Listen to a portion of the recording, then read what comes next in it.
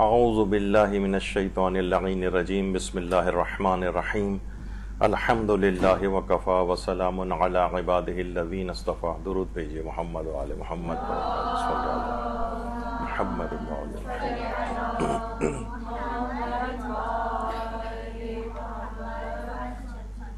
ذاکری training classes میں اس قسم کے موضوعات کا انتخاب ہم نے کیوں کیا کہ واقع فطرس اس پہ جو اشکالات ہیں اور ان کے جوابات. دیکھیے وجہ اس کی یہ کہ آپ ماشاءاللہ اکثر طالبات یا تو ذاکری کر رہی ہوں گی یا آپ کرنا شروع کریں گی، تو ان کے دماغ میں ایک چیز یہ رہنی چاہیے کہ مجالس اعضاء پڑھنے والوں کے لیے تاریخ سے مناسب واقفیت ضروری ہے. یعنی آپ کو مثلا کوئی واقعہ آپ پڑھ رہی ہیں، اب ذرا پرانا دور تھوڑا سا کم ہوتا جا رہا ہے، اب ذاکرہ کوئی بھی جب ممبر سے نیچے اترتی ہے تو اس متعلق لوگ سوالات اس سے کرتے ہیں کہ یہ واقعہ آپ نے کہاں سے پڑھا ہے، اس پر تو یہ اشکال ہے. جب مثلا یہی فطرس کا واقعہ آپ کسی امام حسین علیہ السلام کی کسی اس میں پڑھیں گی، آپ ولادت والی کسی تقریب کے اندر یا مثلا عام مجالس کے اندر بھی، تو لوگ فوراً اس پر اعتراض کرنے کے لیے آ جائیں گے کہ یہ واقعہ تو قرآن کے خلاف ہے، فرشتہ تو کوئی کر ہی نہیں سکتا اللہ کی نافرمانی. تو اس کے بعد یعنی کوئی بھی واقعہ جب بھی آپ پیش کریں تو اس کی ایک مناسب تاریخی اس کی جو مناسب تاریخ ہے اس سے متعلق آپ کی واقفیت ضروری ہے. اس پہ عام طور پر کیا اشکالات ہو سکتے ہیں، کیا اعتراضات ہو سکتے ہیں، اس کا ریفرنس آپ کے پاس کیا ہے، یہ آپ کو علم ہونا چاہیے. یہ تو ہم نے آج صرف ایک مثال کے طور پر اس کو ذکر کر رہے ہیں اس واقعے کو، کہ جب آپ دیکھیں گی کہ اس کے اندر کتنے پہلو ہیں، کتنی ایسی باتیں ہیں، تو آپ حیران ہوں گی کہ اس طرح سے بھی مجالس پڑھنے والیوں کو اپنی تیاری رکھنی چاہیے کہ مختلف واقعات کے تمام پہلوؤں سے ان کی واقفیت ضروری ہو. ضروری نہیں ہے دیکھیے کہ آپ سے یہ توقع کی جا رہی کہ آپ بہت ہی بڑی کوئی عالمہ ہوں تبھی آپ ممبر پر جا سکتی ہیں. علماء سے سوالات پوچھے گئے ہیں. آیت اللہ سید محمد صادق روحانی جن کا بھی کچھ عرصے پہلے انتقال ہوا، ان سے یہ بات پوچھی گئی ہے کہ بہت سے خطیب ایسے ہوتے ہیں جو اتنے قوی نہیں ہوتے اپنے مطالب کے اندر، لیکن ان کی مجالس کے اندر جانا کیسا ہے. عام طور پہ ہوتا ہے نا، لوگ کہتے ہیں بھائی بڑے عالم کی صرف مجلس میں جائیں، یہ ذاکرین کی مجلس میں جانے کی کیا ضرورت ہے، یا ان کو ممبر پہ نہ آنے دیا جائے. ایسا نہیں ہے.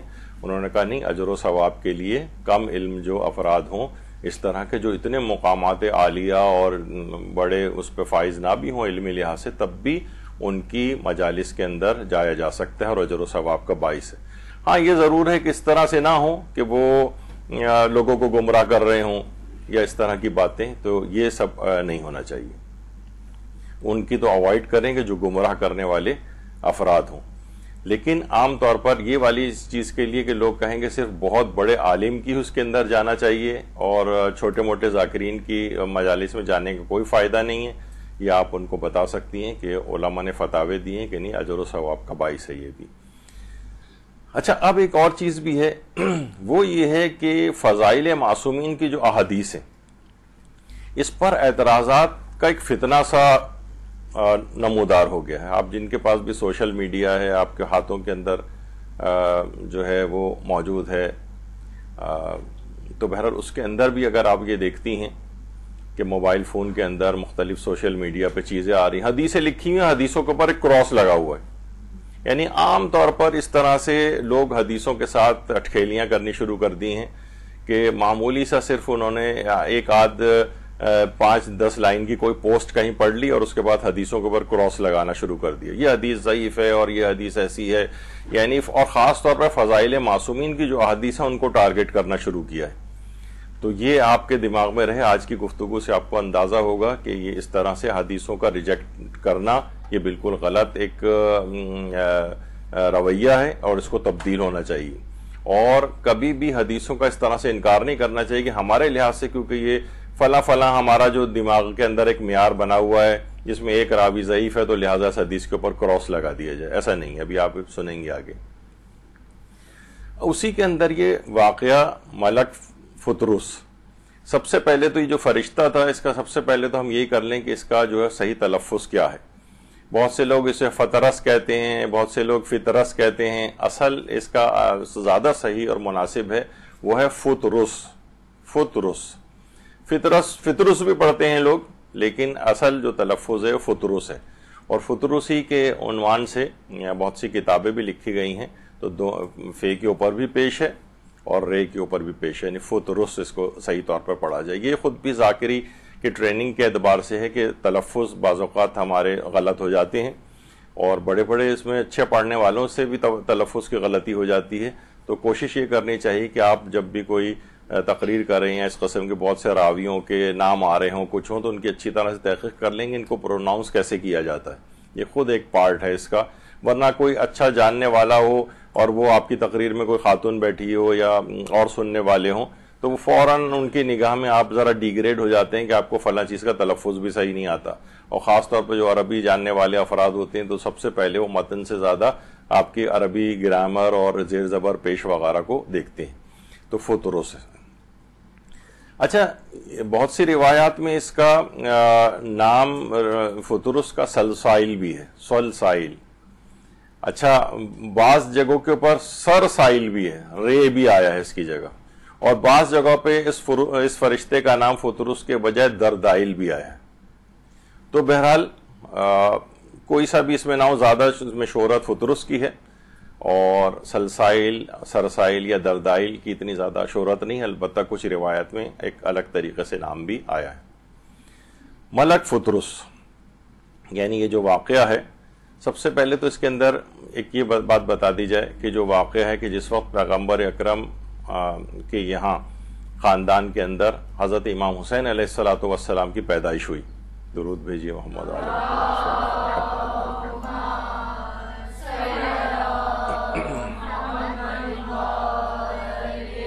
تو اللہ تعالیٰ نے حضرت جبریل علیہ السلام کو کہا کہ 1000 فرشتوں کے ساتھ جاؤ اور پیغمبر اکرم کو تہنیت پیش کرو، ان کو مبارکبادی دو.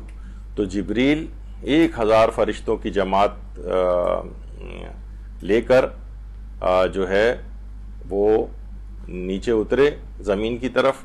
تو جب زمین کی طرف جا رہے تھے، یہ دیکھیے تصاویر یہ دماغ میں یاد رکھیے، یہ سب سمبولک ہوتی ہیں.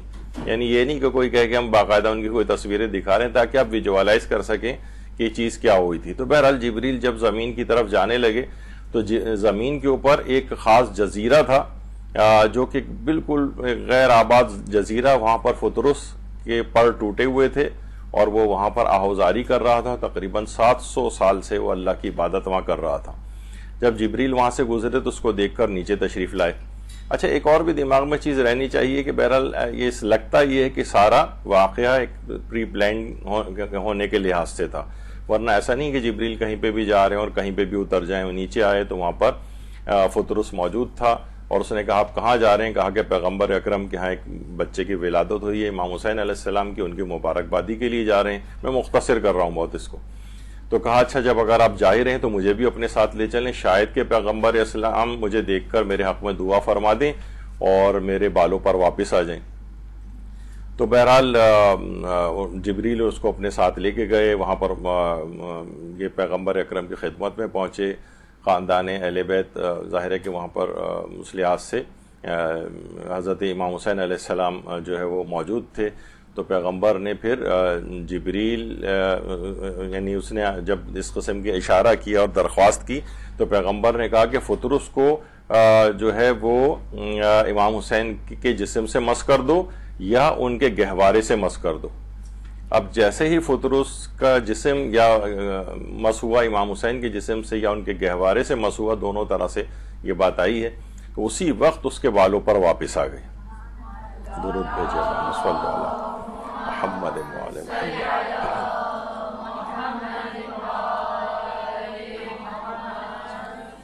تو جب ہی کہا جاتا ہے بہت سے اس کے بعد شاعری کتنی لوگوں نے کی ہے کہ نجات پا گیا فطرس کرم حسین کا ہے، ابھی زمین پر پہلا قدم حسین کا ہے. یعنی ابھی امام حسین آئے ہی ہیں اور فطرس کو نجات عطا فرما دی انہوں نے. اسی طریقے سے مثلا کہا گیا اتنا بڑا طبیب ہے زہرا کا لاڈلا، فطرس میرے حسین کا پہلا مریض ہے. اور اسی طریقے سے کتنا ہی لوگوں نے کہا کہ بہرحال اسی اعتبار سے جو پیغمبر کی حدیث بھی ہے کہ ان الحسین مصباح الہدی و سفینۃ النجات، یعنی آتے ہی پیدائش کے فوراً بعد ہی فطرس کو نجات عطا فرما دی.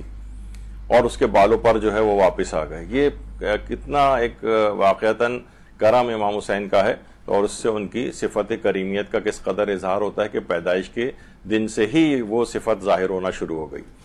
اچھا، اب بہرحال یہ بھی کسی شاعر نے اچھا کہا کہ فطرس بنا، حبیب بنا، یا وہ حر بنا، لکھوائی جس کسی نے بھی قسمت حسین سے. تو بہت ان کی یعنی اس واقعے کے بعد شاعروں نے اپنی جو ہے وہ خامہ فرسائی کی اس کے اندر، اور خوب اس کے اندر جو ہے وہ اشعار کہے اور اس زمین کے اندر اور اس طرح سے. تو بہرحال اب جب فطرس کو پر مل گئے تو وہ خوشی، فرحت اور انبساط 700 سال سے پڑا ہوا تھا وہاں اس جزیرے کے اندر. تو اس نے ایک جملہ کہا کہ من مثلی و انا عتیق الحسین و ابوہ علی بن ابی طالب و امہ فاطمہ و جدہ رسول اللہ صلی اللہ علیہ وآلہ وسلم. صلی علی محمد. میرے جیسا کون ہوگا، من مثلی، میرے جیسا کون ہوگا جبکہ میں حسین کا آزاد کردہ ہوں، اور جن کے والد علی ابن ابی طالب ہیں، جن کی والدہ فاطمہ الزہرا سلام اللہ علیہ اور جد رسول خدا صلی اللہ علیہ وآلہ وسلم. درود بھیجیے گا.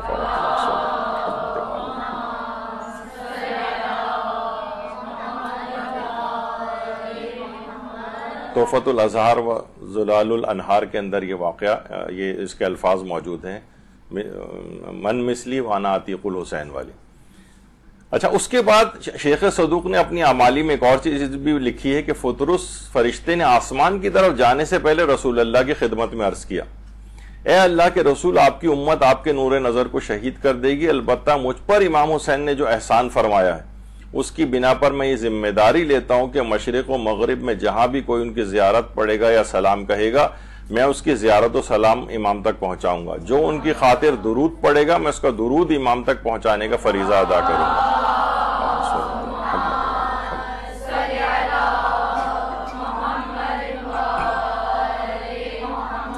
بعض جگہوں پہ یہ کہ یہ ذمہ داری پیغمبر اکرم نے خود فطرس کی لگائی، اور بعض میں ہے کہ اس نے ذمہ داری قیامت تک خود جو ہے اپنے لیے قبول کی.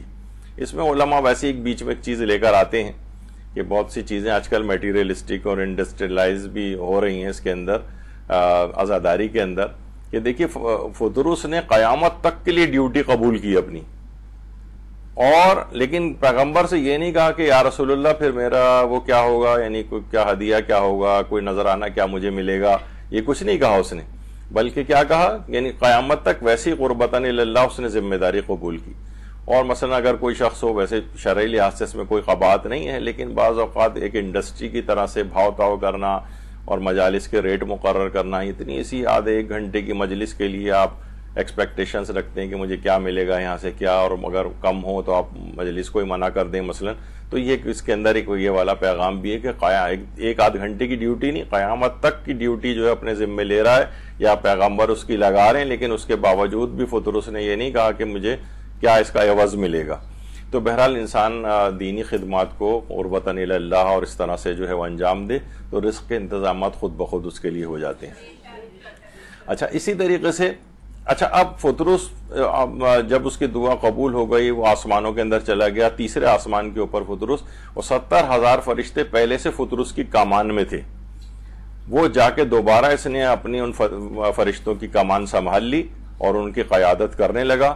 اور اس کے بعد جب واقع کربلا ہوا 10 محرم کو اور امام حسین شہید کر دیے گئے، تو فطرس اپنے فرشتوں کے ساتھ اس نے بارگاہ خداوندی میں عرض کی کہ پروردگارہ، میں امام حسین کی نصرت کے لیے جانا چاہتا ہوں. کہا اس کی تو اجازت نہیں ملی، البتہ فطرس فرشتوں کے ساتھ نیچے آیا، اور پھر قیامت تک کے لیے اس کے بعد فطرس زمین کے اوپر ہی ہے، اور مسلسل گریہ و نالہ و فریاد اس کے اور وہ 70,000 فرشتے جو اس کی کمان میں ہیں قیامت تک کرتے رہیں گے. یعنی جب زمین پہ آیا اس وقت امام حسین شہید ہو چکے تھے، اور فطرس نے اس انداز سے جو ہے اس کی عزاداری اور وہ دوسری اپنی جو ڈیوٹی جو ہے اس نے درود پہنچانے اور سلام پہنچانے کی، وہ اس نے قبول کر رکھی. اچھا، اب جب ہی ہمارے چھٹے امام جعفر صادق علیہ الصلوۃ والسلام فرماتے ہیں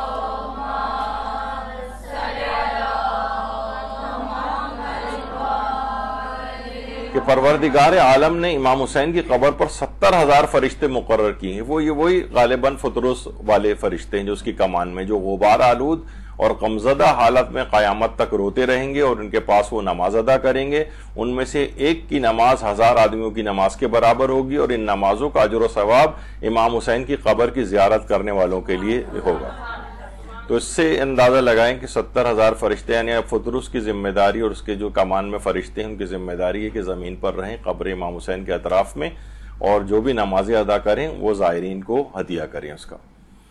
تو بہرحال اب فطرس فرشتوں کی جماعت کے ساتھ کربلا ہی کے اندر رہتے ہیں۔ جب بھی فطرس کو مولا الحسین یا عتیق الحسین کہا جاتا ہے، یعنی امام حسین کا غلام یا امام حسین کا آزاد کردہ، یہ کیونکہ اس نے خود کہا تھا کہ من مثلی وانا عتیق الحسین، تو بہرحال یہ ایک اس لحاظ سے اس کے القابات میں سے بھی ہے۔ اچھا، اب ایک سوال پیدا ہوتا ہے کہ رسول اللہ نے خود فطرس کے لیے دعا کیوں نہیں کی؟ ایک سوال ہے نا بھائی، رسول اللہ کے پاس آیا تھا، اور جب وہ آ رہا تھا تو جبریل سے اس نے کہا تھا کہ مجھے اپنے ساتھ لے چلو، شاید رسول اللہ میرے لیے دعا فرما دیں۔ تو اس سے بھی پہلے اگر آپ دیکھیے کہ 700 سال سے وہ وہاں پر عبادت کر رہا تھا جزیرے میں، لیکن اللہ نے وہ اس عبادت کی وجہ سے اس کو بالوں پر عطا نہیں کی۔ پھر رسول اللہ کے پاس آئے، لیکن رسول اللہ نے بھی دعا نہیں کی، بلکہ کیا کہا؟ امام حسین کے گہوارے سے مس کرو، ان کے جسم سے مس کرو۔ تو یہ قیامت تک کے لیے ان افراد کے لیے ایک تو یہ بھی ہے کہ وہ افراد کے جو کہ توحید کے علم بردار بنتے ہیں اور ڈائریکٹ حوالدار بننے کی کوشش کرتے ہیں، یہ ان کے لیے بھی ہے کہ دیکھو پروردگار کی عبادت کے باوجود اس نے معاف نہیں کیا اس فطرس کو، بالوں پر عطا نہیں کی۔ رسول اللہ دعا کر سکتے تھے، وہ اسی کام کے لیے آیا تھا، لیکن رسول اللہ نے بھی دعا نہیں کی، اور امام حسین کی طرف رجوع کرنے کا اور ان کی طرف، ان کی شفاعت کی طرف متوجہ کرنے کا جو ہے وہ اس کو اندیا دیا۔ اس کے بعد وہ گہوارے سے مس ہوا، اور ان تمام چیزوں سے بھی توسل، شفاعت، ان تمام چیزوں کے عقائد کی آبیاری ہوتی ہے ان تمام واقعات کے اندر بھی۔ تو پیغمبر اکرم نے اس بنا پر خود سے دعا نہیں فرمائی، بلکہ امام حسین کی طرف متوجہ کیا پوری دنیا کو، آنے والے قیامت تک کے تمام لوگوں کو، کہ یہ جو عقیدہ شفاعت ہے ہمارا، اور جو ہمارا عقیدہ توسل ہے، یہ اس کی رہنمائی خود پیغمبر اکرم نے اس انداز سے فرمائی ہے۔ اچھا، اب دیکھیے ایک لحاظ سے ایک اور بھی ہے، جب بھی جو آقا ہاشم حداد جو خود بڑے عارف کامل شمار ہوتے تھے، وہ آیت اللہ علی آقا قاضی طباطبائی جو ان کے استاد تھے، وہ خود فرماتے تھے، علی آقا قاضی طباطبائی ہاشم حداد کو کہا تھا کہ درست ہے کہ تم میرے شاگرد ہو اور میرے زیر نظر بھی ہو، لیکن تمہیں جو کچھ بھی چاہیے لازم ہے کہ امام حسین سے مانگو۔ یہ خود وہ کہتے تھے، یعنی لازم ہے کہ امام حسین سے مانگو، اسی وجہ سے کہ خود پیغمبر اکرم نے جو ہے کہا کہ امام حسین سے مس کرو، یا پھر یہ کہ ان کے گہوارے سے مس کرو۔ تو اس لحاظ سے بھی ہمارا تبرک کا بھی جو نظریہ ہے، لوگ کہتے ہیں نا کہ بھائی آپ زری کو جا کر کیوں چمٹتے ہیں، اور جناب علی آپ عالم کا بوسہ کیوں لیتے ہیں، تو ان کے اندر خود ایک تبرک ان چیزوں کے اندر ہے، اور ان کے اندر خود ایک معجزانہ صلاحیت ہے، جیسے حضرت یوسف کی قمیص کے اندر صلاحیت تھی کہ حضرت یعقوب کی آنکھوں کے اوپر ڈالی گئی تھی، اور حضرت یعقوب کی آنکھیں واپس آ گئی تھیں۔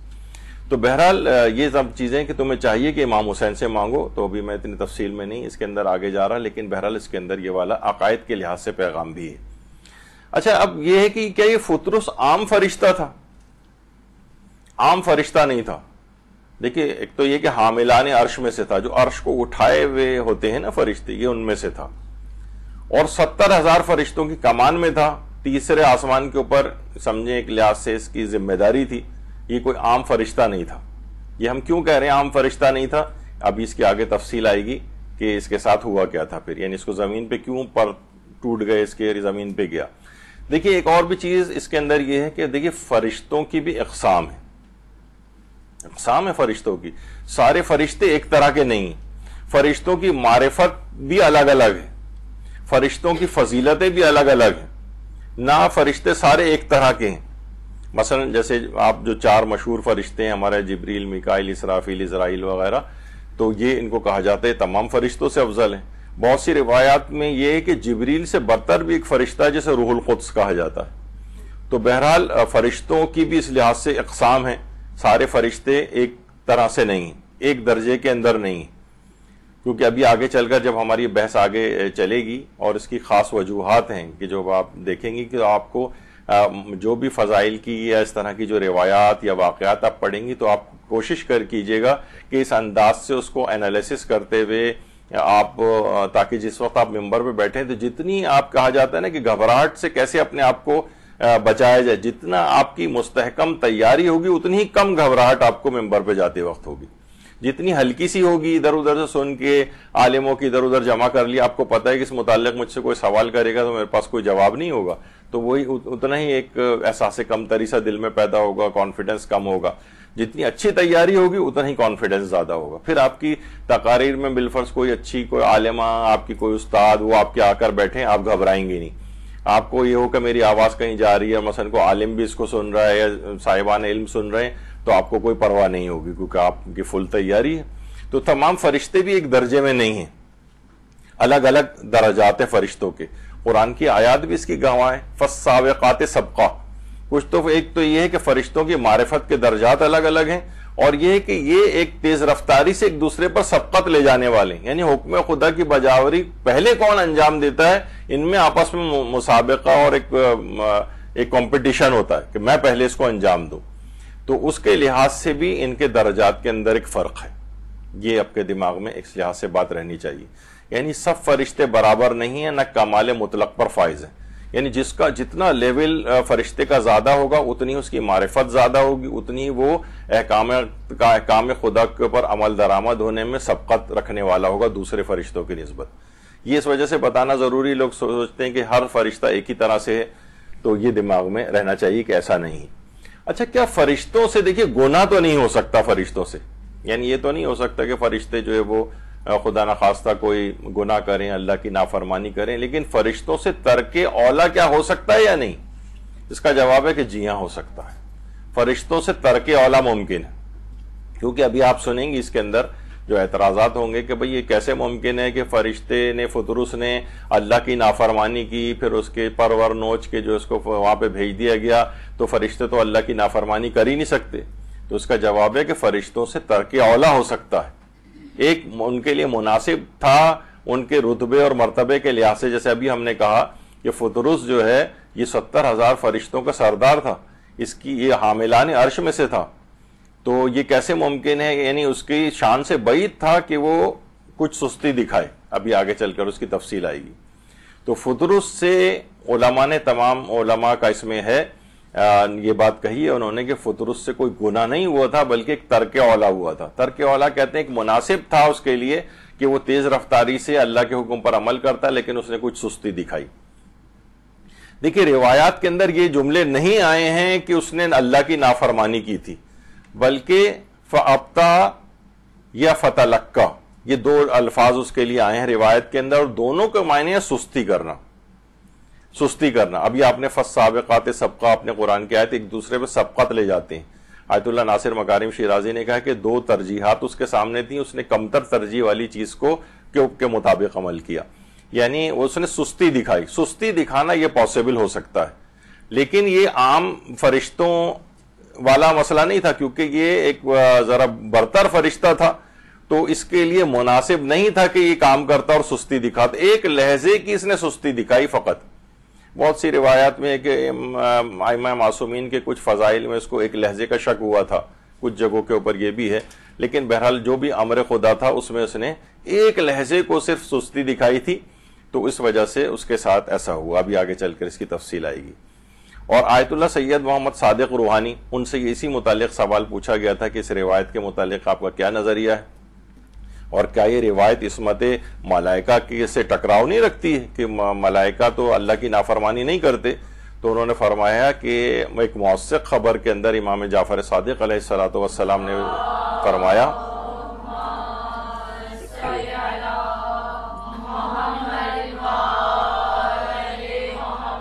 ایک معتبر حدیث کے اندر یہ بات آئی ہے کہ فطرس حاملان عرش میں سے تھا، اور اللہ نے اس کو کسی کام پر مبعوث کیا، فَأَبْتَى فِيهِ، اس نے کچھ سستی دکھائی، فَكَسَرَ جَنَاحَهُ، اور اس کے پر ٹوٹ گئے.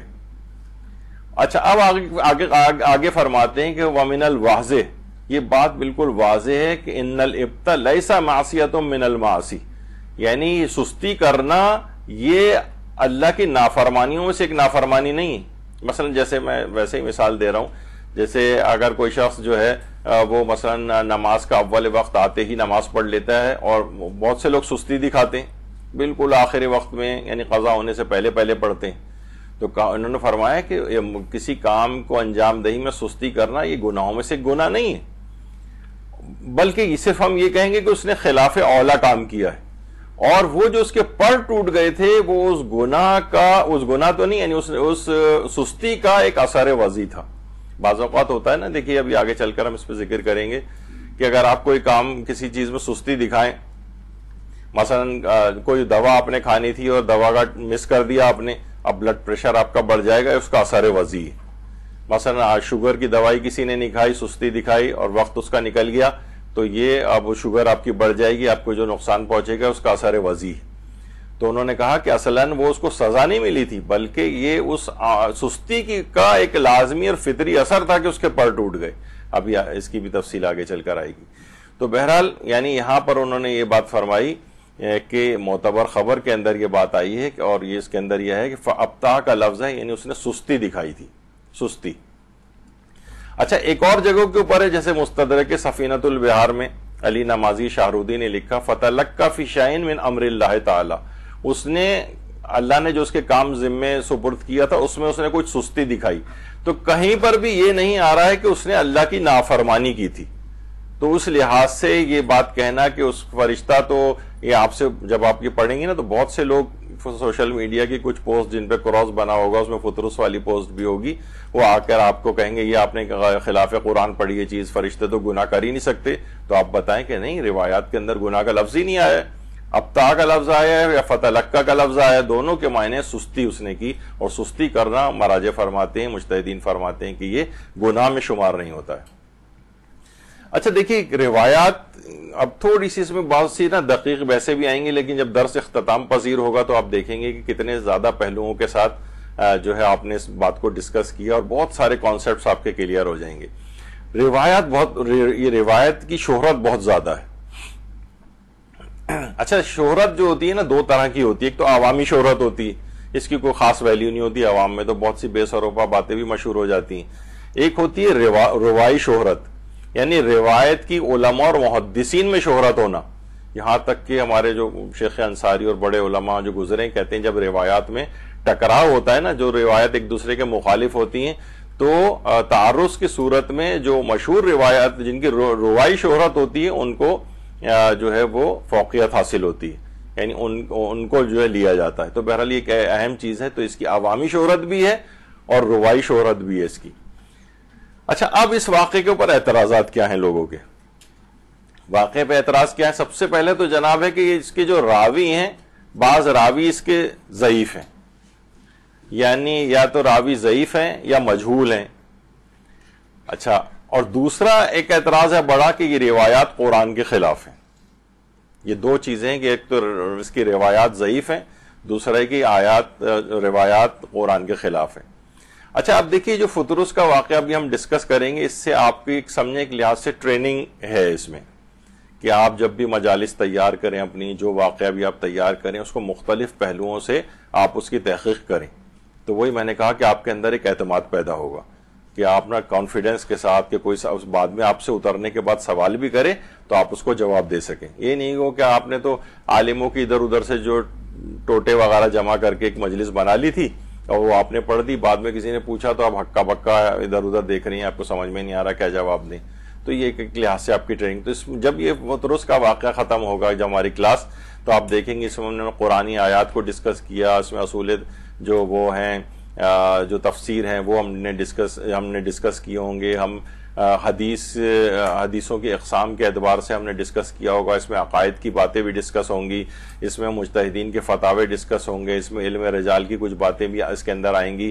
تو ایک پورا ایک پیکیج ایک لحاظ سے ہے کہ یہ صرف اس ایک واقعے کے اندر کتنے زیادہ آپ کو فائدے حاصل ہوں گے۔ ابھی آپ نے دیکھا جیسے لفظوں کا ہم نے اس کے اندر کیا کہ جناب اس میں ابتا اور تلقا کا لفظ آیا ہے، تو اس کے معنی تو سستی کے ہوتے ہیں، اس کے معنی تو گناہ کے ہیں ہی نہیں، تو یہ فرشتے جو ہے گناہ کر نہیں سکتے، اس سے عقیدے پہ کوئی فرق نہیں پڑا ہمارا۔ تو اس طرح کی بہت ساری چیزیں، تو ان تجزیوں کا ہمیشہ ایک فائدہ ہوتا ہے، اور آپ کو ایک لحاظ سے ٹریننگ کے اندر یہ بات ہے، اس کی مثال بنا کر کہ اس انداز سے اگر آپ واقعات کو اینالائز کر کے اور تحقیق کر کے اپنی مجلسیں بنائیں گی تو بہت مجلسوں میں آپ کے ریفائنمنٹ آئے گی، بہتر سے بہتر ہوتی جائیں گی۔ اس میں سب سے پہلے تو چیز آ رہی ہے جناب، جو لوگ بہت سے ہو سکتا ہے کہہ دیں اور لا کر پیش بھی کر دیں، دیکھیے اس کے اندر جو ہے نا کچھ راوی ہیں جو کہ ضعیف راوی ہیں۔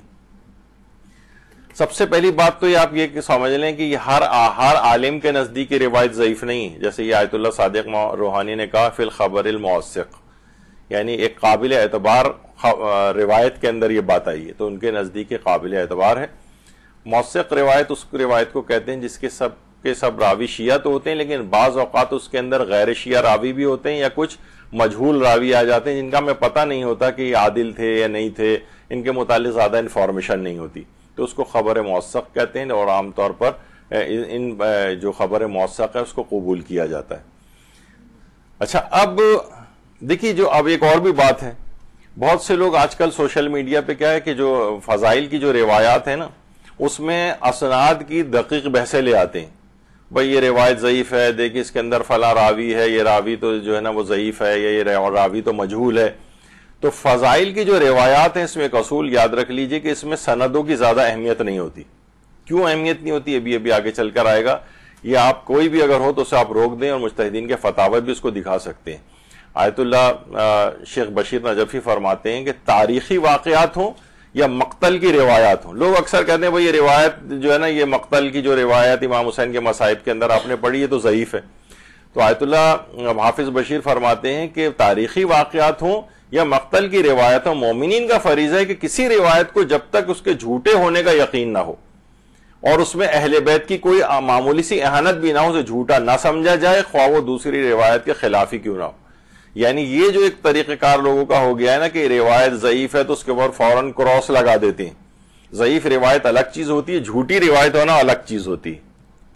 تو بہرحال تاریخی روایت کے اندر کوئی لے آئے کہ دیکھیے یہ جو آپ نے فلاں جو وہ پڑھا ہے واقعہ مثلا مصائب کے اندر یہ تو روایت ہی ضعیف ہے، تو آپ اس سے کہہ سکتی ہیں کہ مراجع نے کہا ہے کہ ضعیف روایت بھی پڑھی جا سکتی ہے، بس اہل بیت کی اہانت نہ ہو اور اس کے جھوٹا ہونے کا یقین نہ ہو۔ جھوٹا ہونے کا یقین ہوتا تو لوگ کتابوں کے اندر بھی نہ اس کو اس انداز سے علماء لکھتے۔ تو یہ سب سے پہلی تو چیز یہ کہ فضائل کی روایت ہے نا یہ والی بھی فطرس کی، اس میں اسناد کی جو دقیق بحثیں ہیں، ڈیٹیلڈ بحثیں ہیں، اس میں جانے کی کوئی ضرورت ہی نہیں، کیونکہ اس میں کوئی خلاف اسلام بات بھی نہیں ہے اور اہل بیت کی کوئی اہانت نہیں، بلکہ ان کی فضیلتوں کا پہلو اس کے اندر آ رہا ہے۔ بعض کہتے ہیں کہ اس کے راوی مجہول ہیں۔ مجہول کے معنی ابھی ہم نے کہا کہ مجہول اس راوی کو کہتے ہیں کہ یعنی جس کے حالات ہمیں پتہ نہیں، نام آئے ہیں لیکن پتہ نہیں کہ یہ شخص کیسا تھا، ایک آدھ راوی اس طرح کے بھی ہیں۔ تو مجہول راویوں کے ہونے سے بھی روایت جھوٹی نہیں قرار پاتی۔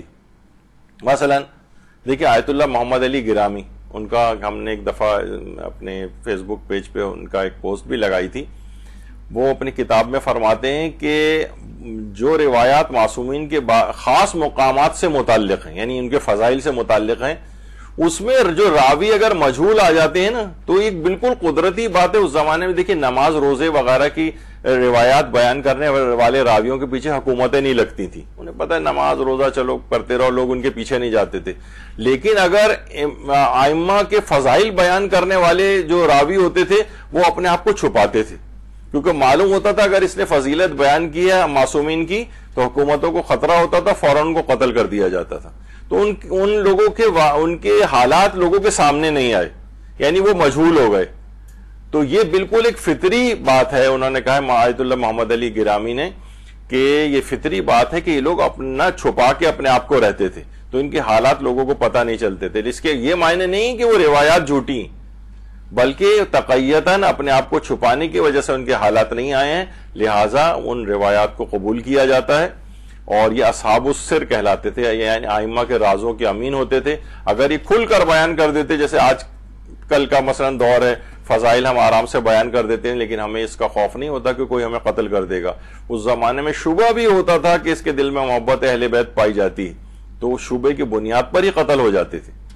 تو ان کو چھپانا اپنا ضروری تھا۔ تو اگر روایات میں کہیں مجہول راوی آ جائیں، ان کے حالات آپ کو پتہ نہ ہو، تب بھی فضائل کی روایت کو قبول کیا جاتا ہے، کیونکہ اپنے حالات کو چھپانا ان لوگوں کی مجبوری ہوتا تھا، ورنہ قتل ہو جاتے۔ تو یہ ایک وجہ اس کی ہے کہ اگر کوئی فضائل کی روایت میں آپ سے کہے کہ اس میں تو دیکھیے مجہول راوی ہے، تو آپ اس کو جواب دے سکتی ہیں کہ بھائی یہ تو مجبوری تھی، تو علماء نے کہا ہے کہ اس میں فضائل کی روایت میں اگر وہ اپنے آپ کو نہیں چھپاتے تو ان کے قتل ہو جانے کا خوف تھا۔ اور یہ جو مرکز ابحاث العقائدیہ کے نام سے ایک ہے عقائد.com، یہ آیت اللہ سیستانی کا تائید یافتہ ادارہ ہے۔ ضروری نہیں کہ اس میں جو جوابات ہوں وہ بالکل آیت اللہ سیستانی کے فتوے کے مطابق ہوں، لیکن آیت اللہ سیستانی کی طرف سے، یعنی ان کی جو آفیشیل سائٹ ہے، یعنی آیت اللہ سیستانی کی جو آفیشیل سائٹ ہے، اس پہ مرکز ابحاث العقائدیہ قوم المقدسہ، یعنی اگر کوئی فقہی سوال آپ نے پوچھنا ہے تو آپ آیت اللہ سیستانی کی sistani.org کے اوپر جا کر پوچھ سکتے ہیں، لیکن آپ نے اگر کوئی اور علمی سوال پوچھنا ہے، عقائد کا سوال پوچھنا ہے، تو پھر وہ آپ کو رہنمائی کرتے ہیں کہ آپ مرکز ابحاث عقائدیہ قوم المقدسہ سے رجوع کریں۔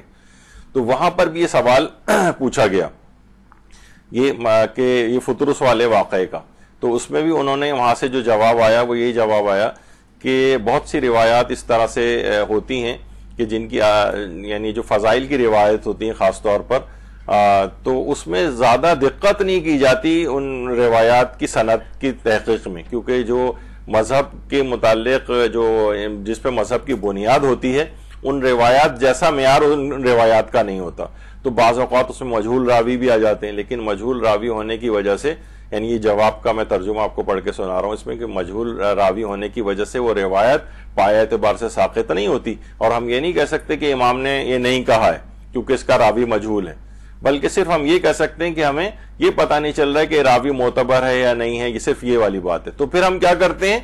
قرائن کا سہارا لیتے ہیں۔ قرائن کہتے ہیں سرکمسٹانشل ایویڈنسز جنہیں کہا جاتا ہے نا، یعنی کچھ باتیں ایسی ہیں جن سے یہ بات پتہ چل رہی ہے کہ یہ روایت یعنی صحیح ہوگی یا یہ روایت مثلا غلط ہوگی، تو قرائن سے فیصلہ ہوتا ہے، اور ان قرینوں میں سے قرینہ یہ ہے کہ وہ روایت معتبر کتابوں کے اندر آئی ہو۔ پھر انہوں نے مثال دی جو فطرس کی جو روایت ہے، یہ ہمیں قرائن سے پتہ چل رہا ہے کہ یہ روایت صحیح ہے، کیونکہ یہ معتبر کتابیں جیسے بصائر الدرجات ہے، کامل الزیارات ہے، اعمالی شیخ صدوق ہے، اس میں مختلف سندوں کے ساتھ آئی ہے اور مختلف کتابوں کے اندر آئی ہے، جس کے اندر اس فرشتے فطرس کا تذکرہ ہے کہ اس نے امام حسین سے اپنے اس سلسلے میں مدد طلب کی تھی، ان کی پناہ کے اندر وہ آ گیا تھا، اور یہ بات کتب دعاؤں کی کتابوں میں جیسے کہ مصباح المتحجد میں شیخ طوسی نے لکھی ہے، اس کے اندر بھی یہ بات آئی ہے۔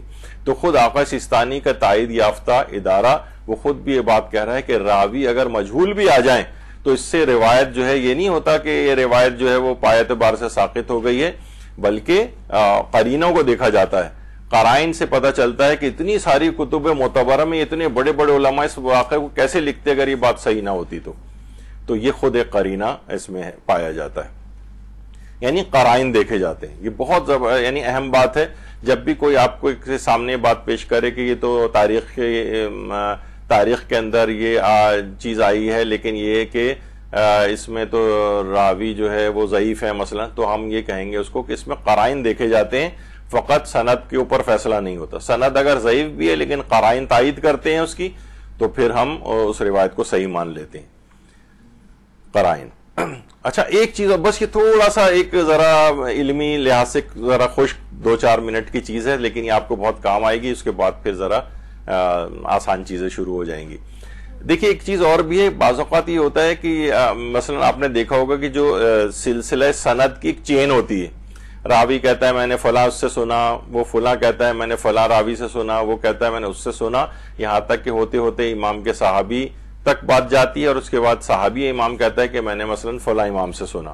یہ ایک چین ہے، پوری زنجیر کی کڑی کے ساتھ سارے جوڑے ہوئے ہیں آپس میں۔ اچھا اگر روایت ضعیف ہوتی ہے، اس میں مثلا کچھ راوی مجہول ہیں، کچھ راوی ضعیف ہیں، تو یہ ایک چین ہے، لیکن اگر کثرت طرق ہو جائیں، یعنی اسی مضمون کی روایت الگ الگ راوی بیان کر رہے ہیں جو الگ الگ زمانوں میں الگ علاقوں کے اندر رہتے ہیں، تو یہ کیسے ممکن ہے کہ یہ لوگ جھوٹ بات پہ سارے جمع ہو جائیں؟ تو یہ خود ہی کثرت طرق ہونا، یعنی روایت کا مضمون ایک ہی ہے لیکن الگ الگ راوی الگ الگ زمانے میں الگ الگ علاقوں کے اندر وہ مثلا روایت کر رہے ہیں، تو خود بخود دل کے اندر ایک یقین اور اطمینان سا پیدا ہونے لگتا ہے کہ اگر یہ روایت جو ہے غلط ہوتی تو اتنے الگ لوگ اس کو کیوں بیان کر رہے ہوتے۔ تو کثرت طرق ہونا، طرق کہتے ہیں اس پوری چین کو یہ اگر راویوں کا جو سلسلہ، کیونکہ اگر ایک ہی، دیکھیے ایک چیز اور بھی، اگر ایک ہی سلسلہ سند ہو نا تو وہ اگر 100 کتابوں میں بھی اگر آ جائے تب بھی وہ روایت ضعیف ہی رہتی ہے. لیکن اگر کثرت طرق ہو جائیں، یعنی جو مضمون ہے وہ تو ایک ہو روایت کا، لیکن راوی الگ الگ ہوں اور الگ الگ چینز ہوں ان کی، تو پھر یہ تلافی کر دیتا ہے اس کے ضعیف ہونے کی اور اس کو ذرا معتبر کے درجے کے اندر لے جاتا ہے. یعنی اطمینان ہو جاتا ہے کہ یہ بات ہوگی، ورنہ اتنے الگ افراد اس کو بیان نہ کرتے. اچھا، اب ایک چیز اور اس میں بیان کر دی جائے، یعنی کثرت طرق کی وجہ سے ضعیف روایت قوی بھی بن جاتی. یہی فطرس کے روایت کے اندر بھی ابھی آگے چل کر آئے گا. یہاں تک کہ اس وقت موجودہ، ابھی کچھ ہی عرصے پہلے آیت اللہ آصف محسنی کا انتقال ہوا، افغانستان کے جو میں رہتے تھے. یہ روایات کے معاملے میں بہت زیادہ سخت منہج رکھتے تھے، بہت سخت، یعنی اتنا سخت تھا کہ پوری بہار کی 110 جلدوں کو انہوں نے ایک لحاظ سے صرف 2-3 جلدوں کے اندر، یہ چند جلدوں کے اندر کر دیا کہ یہی روایت بس میرے نزدیک معتبر ہے، باقی غیر معتبر ہے. ان کا بھی یہ نظریہ، یعنی میں اس لحاظ سے ایک مثال دے رہا ہوں کہ فطرس والی روایت جو ہے وہ خود، یعنی کہ انہوں نے کہا کہ اگر یہ اپنی ایک کتاب کے اندر انہوں نے یہ بات لکھی ہے جو معجم احادیث معتبرہ کے نام سے اردو ترجمہ بھی ہو چکی ہے آیت اللہ آصف محسنی کی. انہوں نے کہا اگر کسی بھی روایت، ضعیف روایت کے 3 طرق ہوں کم سے کم، 3 یا 3 سے زیادہ، تو وہ روایت بھی یعنی معتبر کے حکم میں آ جاتی. یعنی خود وہ بھی کہتے ہیں کہ تو اس والی روایت کے اندر خود علامہ مجلسی نے تقریباً 9 طریقوں سے فطرس والی روایت کو لکھا ہے. اس میں بعض اوقات اس میں کثرت طرق بھی الگ ہیں، کتابیں بھی الگ ہیں. تو یہ ذرا تھوڑی سی ایک ٹیکنیکل سی ایک بحث ہے کہ اگر 3 سلسلے سند ہوں اس کے ضعیف روایتوں کے بھی، تو وہ بھی، اور مضمون ایک ہی ہو تو وہ روایت بھی معتبر کے درجے کے اندر پہنچ جاتی. اور آیت اللہ ناصر مکارم شیرازی نے بھی ضعیف حدیثیں کب قابل عمل قرار پاتی ہیں، تو انہوں نے کہا کہ اگر بہت سے فقہا نے اس کے مطابق فتویٰ دیا اس ضعیف روایت کے مطابق، تو اس پر عمل بھی، یعنی ان کا اس پر عمل کرنا اور ان کا فتویٰ روایت کے ضعف کی تلافی کر دیتا ہے اور اسے قابل اعتماد بنا دیتا ہے. یعنی اگر روایت قانون کے اعتبار سے ضعیف بھی ہو لیکن پرانے علماء اس کے مطابق فتویٰ دیتے آئے ہوں، تو یہ عمل بھی اس کے ضعیف ہونے کی تلافی کر دیتا ہے. یہ صرف اس وجہ سے آپ کو بتایا کہ جب ذرا دقیق بحثیں ہوتی ہیں اور سوشل میڈیا پہ آج کل بحثیں، تو آپ کو یہ نہیں ہو کہ لوگ سوچتے ہیں ضعیف ہونے کے معنی جھوٹی. یہ بالکل ایک غلط نظریہ ہے. اگر ہم دیکھیں تو توضیح المسائل کے اندر کتنے مستحبات ہیں، مکروہات ہیں، کتنے وہ ہیں جو کہ ضعیف روایتوں سے ہی ثابت ہیں. لیکن ضعیف ہونے کے معنی جھوٹا ہونا نہیں، جو کہ بہت سے لوگوں نے اس کو ایسا لیتے ہیں کہ بھئی یہ تو روایت ضعیف ہے، ضعیف کے معنی اس پہ کراس لگایا جائے. نہیں، علماء نے اگر اس کے مطابق فتویٰ دیے تو وہ ضعف کی تلافی کر دے گا. کثرت طرق موجود ہیں، ضعف کی تلافی کر دے گا. قرائن موجود ہیں، ضعف کی تلافی ہو جائے گی اور معتبر کے حکم میں چلی جائے گی. خیر، اب کیا ہے، فطرس کی جو روایت معتبر کتابوں میں ذکر ہوئی، یہ خود ایک بہت بڑا قرینہ ہے، ورنہ اتنے معتبر علماء کیسے اس کو ذکر کرتے. کیونکہ جتنی زیادہ معتبر کتابوں کے اندر روایت موجود ہوگی اتنا ہی اس کا ضعف کم ہوتا چلا جائے گا. یہ ایک نظریہ ہے علماء کا. مثلا بصائر الدرجات جو کتاب ہے، بصائر الدرجات، یہ فطرس کا واقعہ اس کے اندر موجود ہے. بصائر الدرجات اتنی پرانی کتاب ہے کہ یہ کتاب محمد ابن حسن صفار، جو کہ ہمارے 11ویں امام حسن عسکری علیہ السلام کے، اللہم صلی علی محمد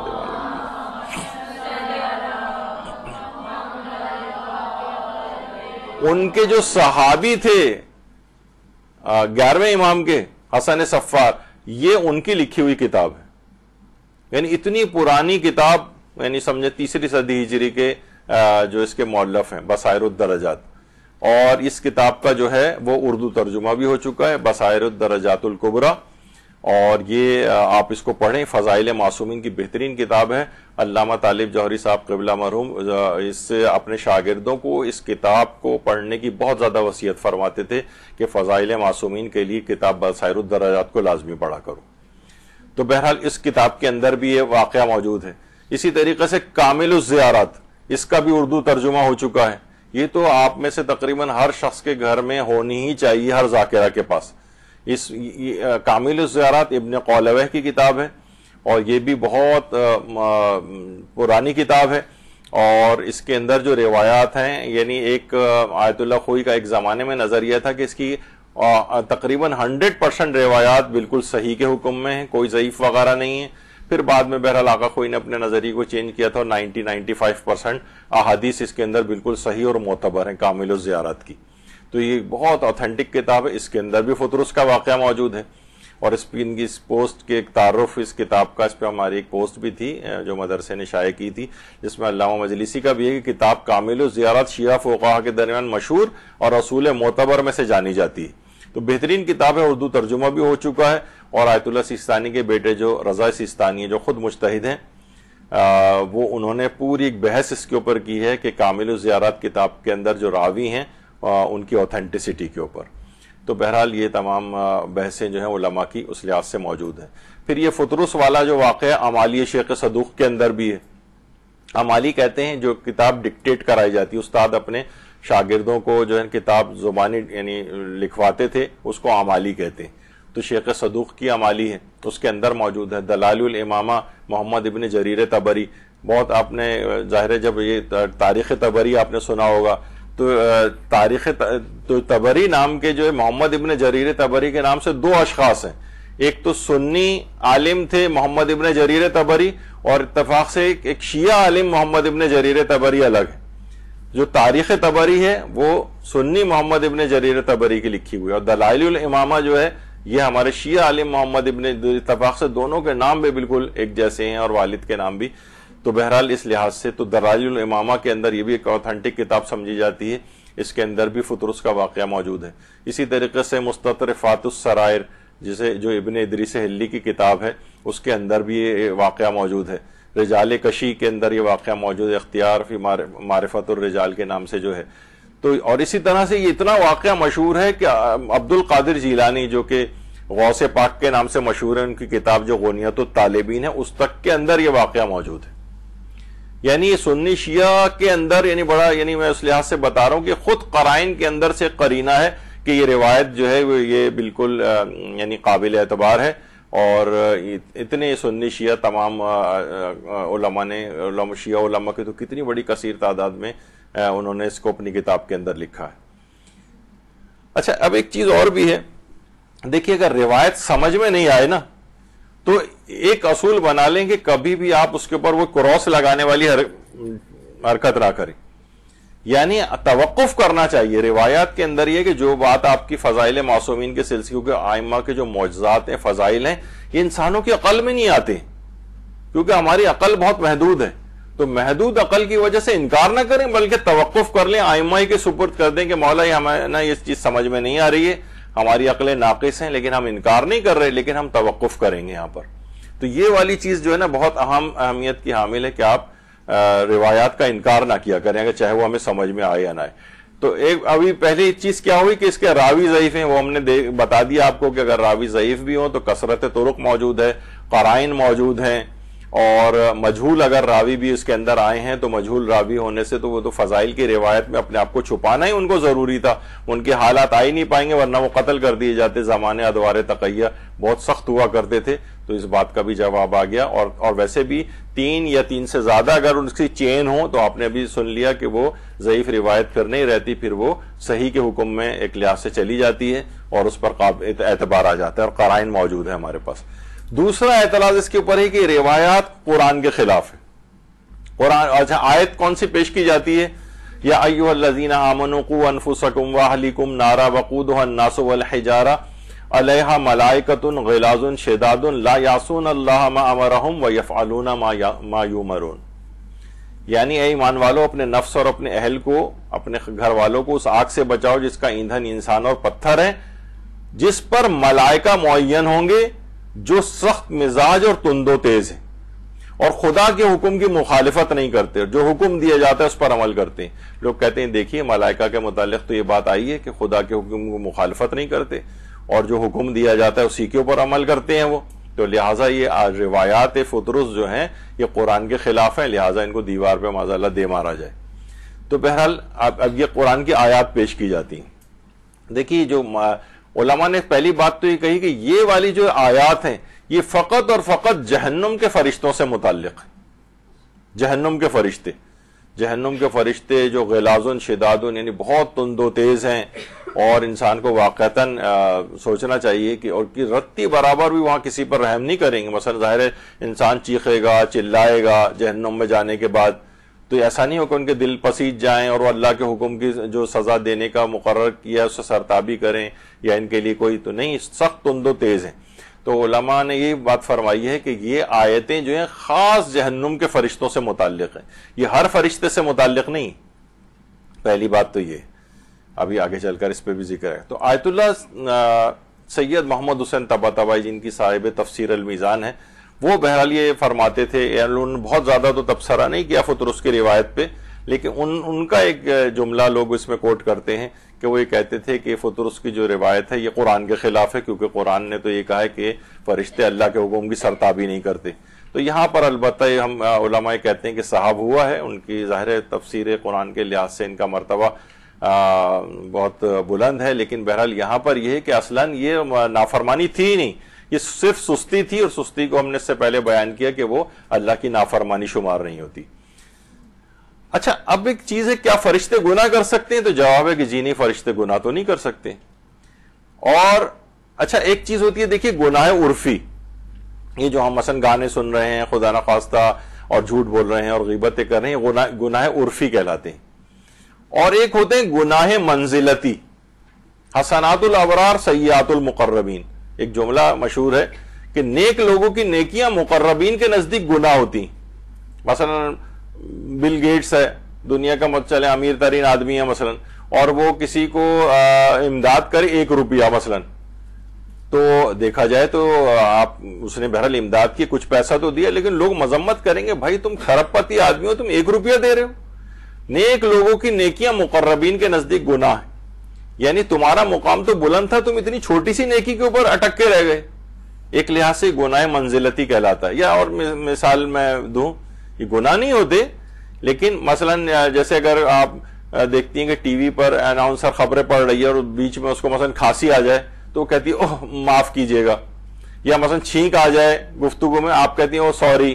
بھائی آپ سوری کیوں کر رہی ہیں؟ چھینکنا نہ کوئی گناہ ہے, نہ کھانسنا کوئی گناہ ہے, نہیں, وہ آپ جس ایٹماسفیئر میں ہیں وہاں آپ کو برا محسوس ہوا ہے کہ لوگوں سے بات چیت ہو رہی ہے, اس میں کھانس اور چھینک رہا ہو انسان.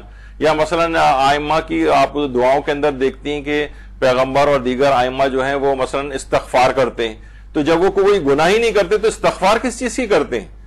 اس کو کہا جاتا ہے یعنی کہ وہ اپنے آپ کو اللہ کے سامنے جس اعتبار سے ان کو عبادت کرنی چاہیے تھی وہ اپنی عبادتوں کو ناقص سمجھتے ہیں, اس بنا پہ استغفار کرتے ہیں کہ پروردگار تیری عظمت اس قدر زیادہ ہے, میں کہاں تیری عبادت کا حق ادا کر پایا ہوں. تو یہ امام خمینی بھی کہتے تھے یہ لوگوں کو دکھانے کے لیے استغفار نہیں ہوتا تھا, یہ استغفار حقیقی ہوتا تھا ان کا. تو یہ کہلاتے ہیں گناہ منزلتی, کہ تمہارا لیول اس قدر زیادہ تھا کہ تمہیں بہرحال اس کو گناہ منزلتی ہی کو کہا جاتا ہے کہ یہ ترک اولا ہے. اسی طریقے سے جیسے مثال دی جاتی ہے عام طور پر استخارے کی. استخارہ ایک امر ارشادی ہوتا ہے. بھائی اگر آپ نے مثلا استخارہ کیا اور استخارہ منع آ گیا اور شادی وہاں پہ کر لی اور بعد میں طلاق ولاق ہو جائے تو اپنے آپ ہی کو ملامت کرنا, دنیاوی نقصان ہوگا, آخرت میں کوئی نقصان نہیں.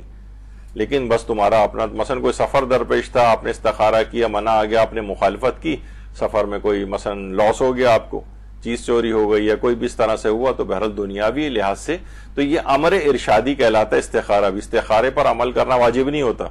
یا 2-2.5 گھنٹے کی کلاس ہماری استخارے کے تمام مسائل کے اوپر ہو چکی ہے.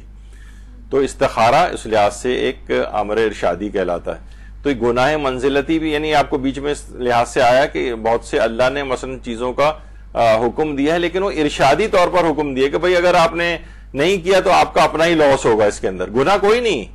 دیکھا جائے تو ہم نے اللہ سے مشورہ کیا اور مشورے کی مخالفت کر رہے ہیں استخارے میں, لیکن تب بھی گناہ کوئی نہیں ملتا ہے.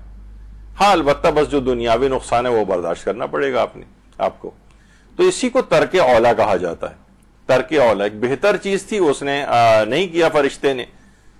اچھا پھر ہم یہ کہتے ہیں کہ بھائی جب قرآن میں خود انبیاء کے ترک اولا موجود ہیں, حضرت آدم سے ترک اولا ہوا, حضرت یونس سے ترک اولا ہوا اور مچھلی کے پیٹ میں گئے, تو ہم یہ سب لوگ اس کے قائل ہیں کہ حضرت آدم سے بھی ترک اولا ہوا تھا اور حضرت یونس سے بھی ترک اولا ہوا تھا. تو فرشتے کوئی انبیاء سے افضل چیز تو نہیں, تو یہ کیسے ممکن ہے کہ یعنی انبیاء سے تو ترک اولا ممکن ہو، لیکن ہم کہیں گے نہیں فرشتوں سے ترک اولا نہیں ہو سکتا، یہ تو نہیں ہوتا. تو بہرحال فرشتوں سے بھی ترک اولا ہوتا ہے، جیسے کہ فطرس کے سلسلے میں ترک اولا ہوا. اچھا، کیا فرشتوں کے پاس عقل ہوتی ہے؟ عام طور پر ایک چیز ہوتی ہے کہ لوگ سمجھتے ہیں فرشتے جو ہیں وہ ایک روبوٹ ٹائپ کی چیز ہے، بس جو فیڈ ہو گیا بس وہ فیڈ ہو گیا، اس کے مطابق عمل کر رہے ہیں، جبکہ ایسا نہیں. فرشتوں کے پاس بھی عقل ہوتی، اور اس کی جو علل الشرائع کے اندر شیخ صدوق نے ایک روایت لکھی حضرت امیر المومنین علی ابن ابی طالب علیہ الصلوۃ والسلام سے.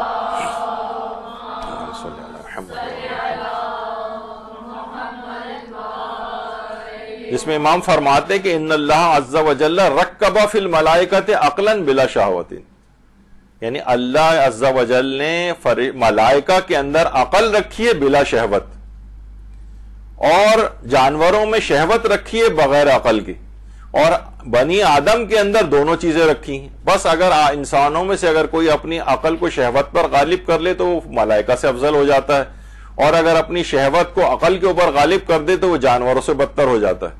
یعنی خود امام نے کہا. تو یہاں پہ پہلا جملہ کیا ہے؟ اللہ نے ملائکہ کے اندر عقل رکھی ہے بلا شہوہ، یعنی وہ روبوٹ کی طرح سے نہیں ہے، وہ سوچتے ہیں، سمجھتے ہیں، اینالائز کرتے ہیں. ابھی میں آگے چل کے اس کی مثالیں بھی دیتا ہوں. کتنا آپ قرآن کے اندر پڑھتی ہیں کہ جب حضرت آدم کو سجدے کا سے حکم ہوا تھا فرشتوں کو کہ آدم کو سجدہ کرو، تو فرشتوں نے وہاں پر ایک اعتراض یا سوال کیا تھا کہ پروردگارہ، جب اللہ نے کہا کہ میں زمین پر اپنا خلیفہ بنانے والا ہوں، تو انہوں نے کہا کیا تو اسے خلیفہ بنائے گا جو زمین میں فساد برپا کرے گا اور خون ریزی کرے گا؟ تو یہ فرشتوں نے اعتراض کیا تھا یا سوال کیا تھا؟ دیکھیے، سوال کرنا تو عقل کی ایک نشانی ہے، اعتراض اس کو نہیں کہا جائے گا. سب سے پہلے تو یہاں پر ایک چیز یہ ہوتی ہے کہ فرشتوں کو کیسے پتا چلا تھا کہ زمین پر جا کے انسان فساد کرے گا اور خون بہائے گا؟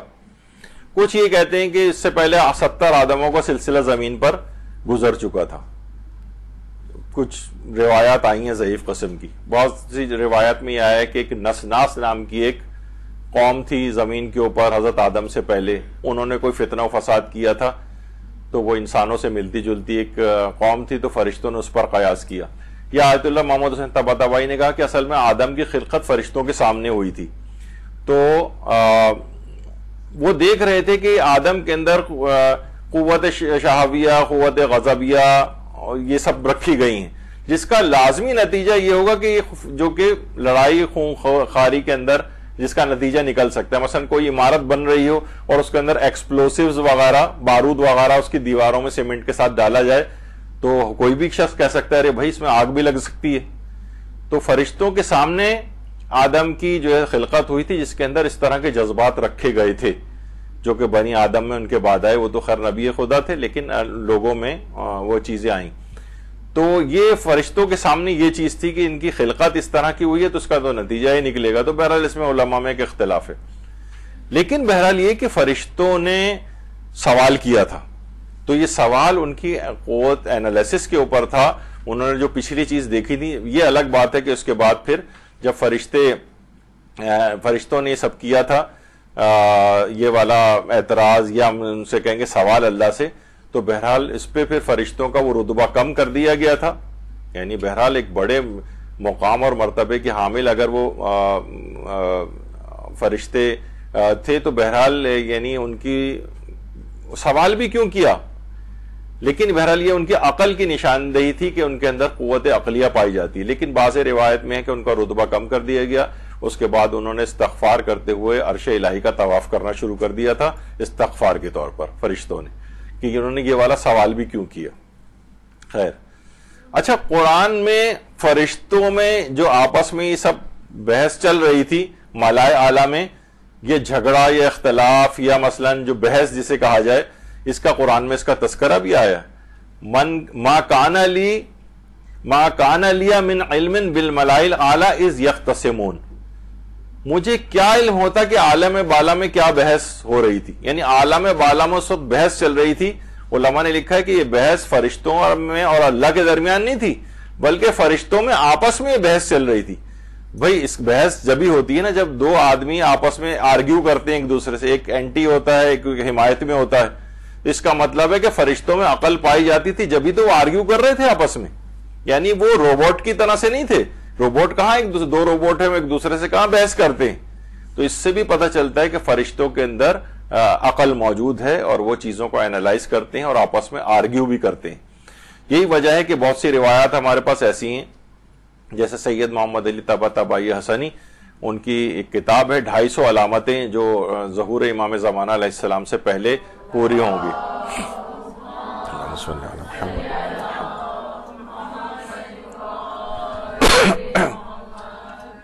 اس کے اندر یہ انہوں نے ایک روایت لکھی ہے اپنی کتاب کے اندر کہ جب امام زمانہ علیہ السلام ظہور فرما لیں گے تو اس زمانے میں یعنی مومن کی اتنی اہمیت ہو جائے گی کہ 1,00,000 فرشتوں کے اوپر ایک مومن کو امام زمانہ قاضی کے طور پر مقرر کریں گے. یعنی اس کا مطلب ہے کہ قاضی تو جبھی ہوگا نا جب آپس میں کوئی اختلاف یا جھگڑا تو نہیں اس لحاظ سے کہا جائے گا, یعنی کوئی آپس میں کوئی نزاع واقع ہو جائے, کوئی اختلاف واقع ہو جائے, تو اس وقت پھر کیا ہوگا, مومن فرشتوں کا فیصلہ کرے گا. 1,00,000 فرشتوں کے اوپر ایک مومن کو قاضی مقرر کیا جائے گا. تو دیکھیں یہاں پہ بھی بات ثابت ہوتی ہے کہ فرشتے عقل رکھتے ہیں جب بھی ان کا آپس میں نزاع یا بحث بھی ہوتی ہے. اور یہی وجہ ہے کہ عبداللہ ابن مسعود کی ایک روایت ہے جسے اختصاص میں شیخ مفید نے لکھا ہے, بہار میں بھی ہے, کہ ایک روز عبداللہ ابن مسعود کہتے ہیں میں حضرت فاطمہ الزہرا سلام اللہ علیہا کی خدمت میں حاضر ہوا,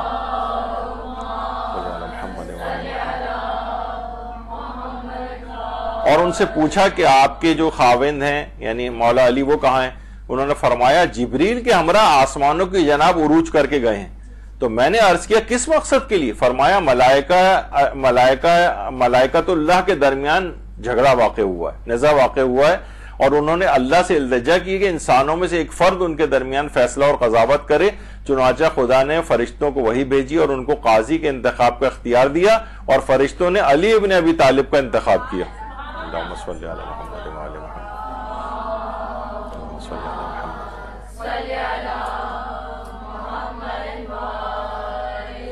اس کا مطلب کیا ہوا؟ فرشتے عقل رکھتے ہیں, ان کے درمیان اختلاف رائے بھی ہوتا ہے. جب بھی قاضی مقرر کیا جائے گا, آپ نے پچھلی روایت میں سنا, اور اس روایت کے اندر بھی یہ ہے جو شیخ مفید نے لکھی ہے کہ فرشتوں کے اس نزاع اور جھگڑ, اس روایت کو بھی میں نے دیکھا کراس لگا ہوا فیس بک کے اوپر اور مختلف جگہوں کے اوپر.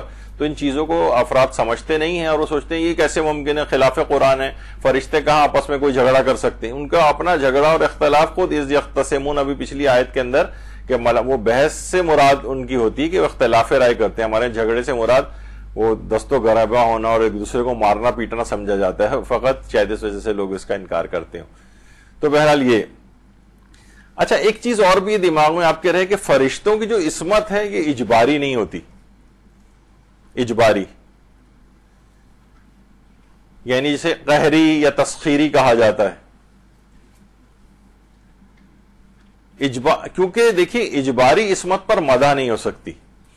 مثلا میں کہوں کہ یہ ماشاءاللہ جو دیوار ہے آپ کے سامنے یہ بہت متقی پرہیزگار ہے, کبھی کوئی گناہ نہیں کرتی, تو آپ کہیں گے یہ کیا بات ہوئی, یہ تو گناہ کر ہی نہیں سکتی, اس میں صلاحیت ہی نہیں ہے, تو اس کی تعریف بھی نہیں ہو سکتی کہ متقی دیوار ہے.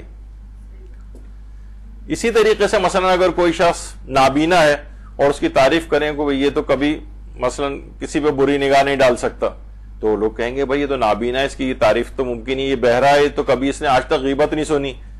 یا مثلا تو کوئی شخص گونگا, آپ کہیں بھائی کبھی جھوٹ نہیں بولتا.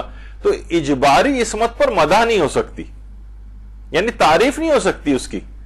یہ اس وقت ہے کہ جب اس کے اندر واقعتاً یعنی اس کام کو کرنے کی صلاحیت ہو, پھر وہ نہ کرے, پھر تعریف کے قابل ہے. جیسے ہم دیوار کی کو متقی نہیں کہہ سکتے, ٹھیک ہے نا. تو فرشتوں کے اندر بھی عصمت اجباری نہیں ہے, یعنی ایسا نہیں ہے کہ فرشتے, کیونکہ ہم دیکھتے ہیں کہ فرشتوں کی تعریف پروردگار نے کی ہے کہ دیکھیے ایسے فرشتے ہوں گے جو ہم نے مقرر کیے جو سخت مزاج اور تند و تیز ہیں, خدا کے حکم کی مخالفت نہیں کرتے, جو حکم دیا جائے اس پر عمل کرتے ہیں. کبھی آپ کہتی ہیں کہ یہ مثلا دیوار یا یہ مائع کی کبھی حکم خدا کی مخالفت نہیں کرتا اتنی, اس کا مطلب یہ کہ ان کی عصمت جبری نہیں ہے, یعنی فرشتوں کی جو عصمت ہے وہ اختیاری ہے. وہ یہ ضرور ہے کہ وہ اللہ کی نافرمانی نہیں کرتے ہیں، لیکن ایسا نہیں کہ وہ انالائز کرنے کی طاقت نہیں رکھتے، وہ مثلاً آپس میں اختلاف رائے نہیں کر سکتے، کیونکہ اگر یہ ان میں یہ صلاحیت ہی بالکل نہیں ہوتی تو پھر کیا ہے، پھر اس کی عصمت اجباری کے اوپر مدح کرنی جو ہے وہ نہیں بنتا تھا۔ پھر یہ کہ کیا فطرس، اگر یہ بات ہے تو کیا فطرس کو سزا ملی تھی؟ وہ بھائی اگر اس نے کوئی گناہ نہیں کیا تھا تو اس کے وہ پر وغیرہ کیوں ٹوٹ گئے تھے اس کے؟ دیکھیے تو اس میں ہم نے اس سے پہلے ذکر کیا ابتا اور تلقا کے جو الفاظ اس کے اندر آئے ہیں اس کے معنی یہی ہیں کہ اس نے سستی دکھائی تھی، جیسے کہ ہم نے پچھلی اس کے اندر ان کے فتوے کے اندر بھی جو حدیث لکھی ہوئی ہے فَبَعَثَ فِي أَمْرٍ فَأَبْتَى فِيهِ، یعنی اس نے سستی دکھائی، فَكَسَرَ جَنَاحَهُ، اور اس کے پر ٹوٹ گئے، ٹھیک ہے۔ اور اس کے بعد جو دوسری روایت دکھائی اس میں فتلقا کا لفظ تھا، اس کے اندر بھی یہ تھا کہ اس نے سستی دکھائی تھی۔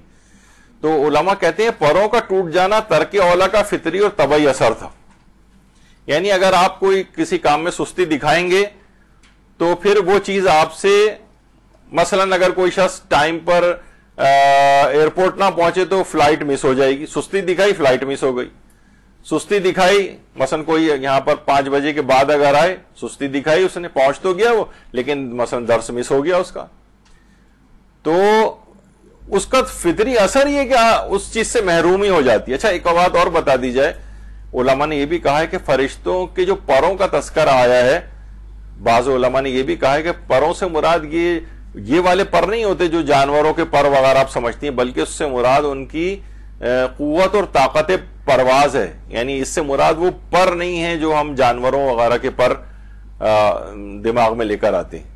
تو بہرحال جو ان کی قوت اور طاقت تھی جس سے جو ہے وہ فرشتے ایک جگہ سے دوسری جگہ جاتے ہیں، سمجھے وہ اس کی متاثر ہو گئی تھی، تو وہ خود بخود اس کی سستی کی وجہ سے کا فطری اثر تھا کہ اس کے پر جھڑ گئے تھے۔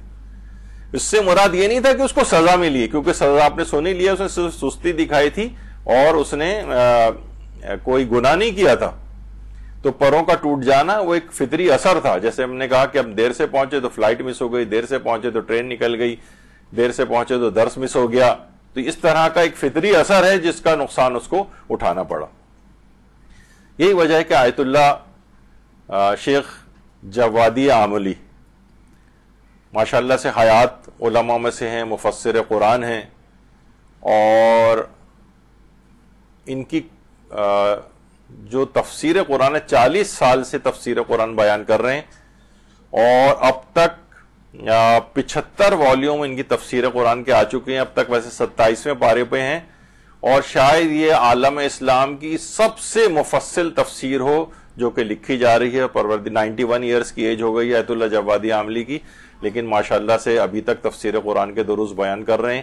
امید ہے کہ یہ 100 جلدوں سے اوپر نکل جائے گی یہ کتاب۔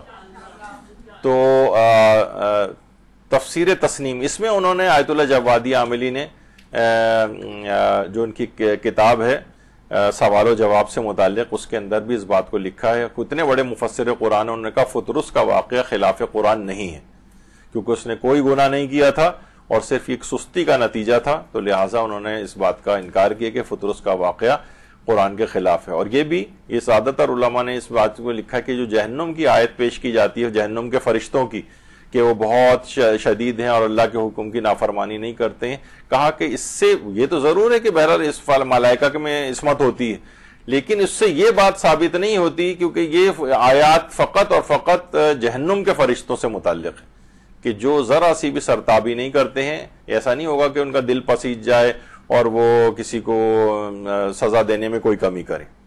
تو یہاں پر ان آیات سے مخصوص فرشتے مراد ہیں، کیونکہ فرشتوں کی اقسام میں کچھ زمینی فرشتے ہیں، کچھ آسمانی فرشتے ہیں، اور ان کے لیولز میں بھی بہت زیادہ فرق ہے۔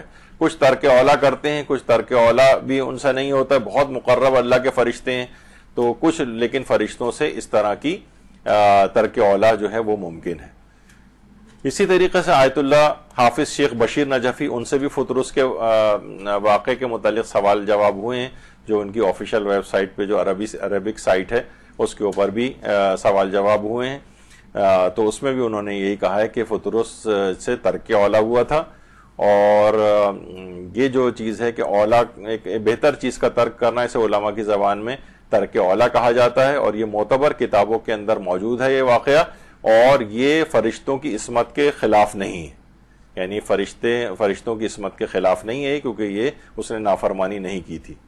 اسی طریقے سے آیت اللہ جعفر سبحانی، یعنی سمجھیں اس لحاظ سے، میں آپ کو سمجھانے کے لحاظ سے کہہ رہا ہوں کہ عقائد جس طرح فقہ کے اندر مجتہدین اور بہت بڑے لیول کے علماء ہوتے ہیں، عقائد کے اندر بہت بڑا جو ہے وہ مقام ہے آیت اللہ جعفر سبحانی کا، اور تو آیت اللہ جعفر سبحانی نے بھی اسی طرف اس کا اظہار کیا ہے کہ یہ فطرس سے یا جو ہے وہ ترک اولا ہوا تھا، اور بہرحال اللہ کی نافرمانی اس نے نہیں کی تھی۔ اسی طریقے سے آیت اللہ ناصر مکارم شیرازی، تفسیر نمونہ اور کتنی آپ کو پتہ ہے کہ، تو آیت اللہ ناصر مکارم شیرازی نے بھی یہی بات کہی کہ اس سے فرشتے سے فطرس سے ترک اولا ہوا تھا اور یہ گناہ نہیں ہوا تھا۔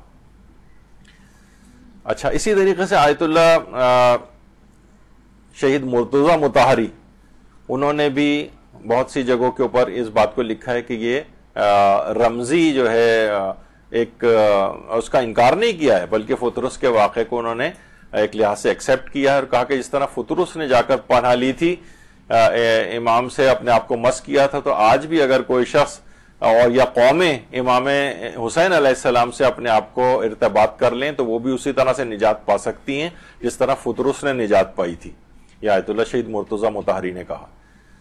اچھا، اسی طریقے سے مصباح المتحجد جو ہے، مصباح المتحجد اور جو ہماری دعاؤں کی کتاب ہے شیخ طوسی کی، اور ابن طاؤس نے جو اقبال الاعمال جو کتاب لکھی ہے، اس کے اندر جو 3 شعبان میں امام حسین علیہ السلام کی ولادت کی جو دعائیں ہیں، ولادت کے روز کی، اس میں اگر بالکل آخر میں آپ جائیں تو اس کے اندر یہ بات آئی ہے کہ پروردگار ہماری ان تمام دعاؤں کو اور ہماری حاجات کو قبول کر لے، جس طریقے سے تو نے مثلا رسول اللہ کو امام حسین کا ہدیہ عطا فرمایا ہے، اور وَآذَا فُطْرُسُ بِمَهْدِهِ فَنَحْنُ عَائِذُونَ بِقَبْرِهِ، جس طریقے سے فطرس نے امام سے کے گہوارے سے آ کر پناہ لی تھی، امام کے گہوارے میں، اسی طریقے سے جب ہم آپ کی قبر کی زیارت کے لیے جاتے ہیں تو ہمیں بھی ان کی قبر سے ہم اسی طریقے سے پناہ حاصل کرتے ہیں،